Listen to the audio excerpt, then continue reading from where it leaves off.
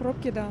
К сожалению, да. Гульназ Ханнанова живет в Залесном 10 лет. Ровно столько ждала реконструкции Горьковского шоссе. Работает в центре Казани, говорит, утром не выехать, а вечером не въехать в поселок. Думаю, реконструкция дорог поможет, расширит дороги, и поэтому, может быть, даже пробок не так много будет. Улица Залесная – это один из основных участков дороги, где идет масштабная реконструкция. Пока с одной стороны прокладывают тоннель подземного пешеходного перехода, с другой возводят разворотную петлю. Работы выполнены на 70%. Уже через 2 месяца можно будет класть асфальт. Необходимо положить верхний слой асфальтобетона, а в ноябре это уже поздно. То есть мы ее откроем, наверное, весной следующего года. Если говорить об остальных петлях, то вот туда ближе к М7 петля, там готовность чуть поменьше. Это было связано с тем, что мы вынуждены были заниматься выкупом земельных участков и объектов недвижимости, которые попадают на эту разворотную петлю. Там где-то готовность порядка 50%. Здесь Горьковское шоссе пересекается с железнодорожным мостом. Жители неоднократно жаловались на узкий проезд, поэтому с двух сторон прорубили дополнительные тоннели для машин. Так под мостом смогут проезжать на треть больше автомобилей. Проблема основная была в горлышке, которое было здесь.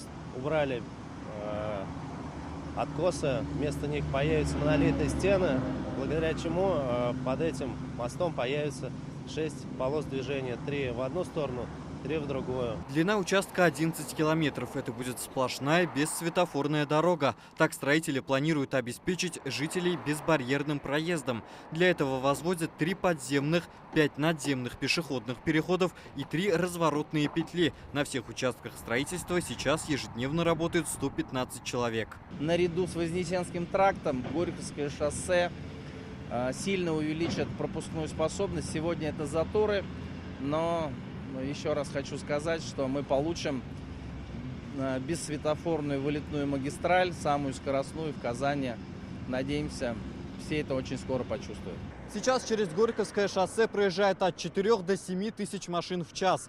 После реконструкции пропускная способность дороги увеличится практически в 2 раза. Однако удобство в перемещении получат не только водители, потому что на всем протяжении пути здесь появятся дорожки для пешеходов и велосипедистов.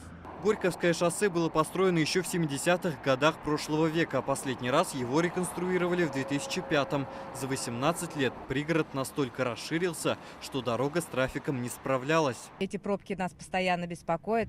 Это невозможно, что утром, что вечером постоянно. И очень надеемся, что вот это расширение дороги нам очень поможет. Мы ехали до дома 3 часа, например, а сейчас быстро за каких-то 2 часа мы уже дома. Готовы терпеть неудобства на каком-то этапе строительном, куда деваться. И расширение дорог, и строительство развязок, это всегда дает определенный плюс. Стоимость реконструкции 27 миллиардов рублей. Объект планируют сдать в октябре следующего года. Рузаль Шарипов, Данил Филатов, ТНВ, Казань.